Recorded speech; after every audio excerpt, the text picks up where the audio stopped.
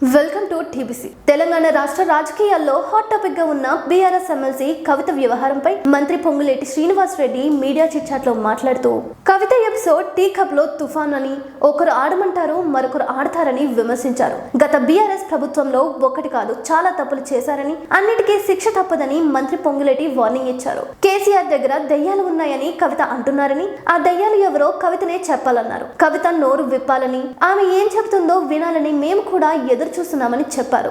దేవుడు దెయ్యాలు అంటున్న కవిత నోరు ఎందుకు విప్పడం లేదని పొంగులేటి ప్రశ్నించారు.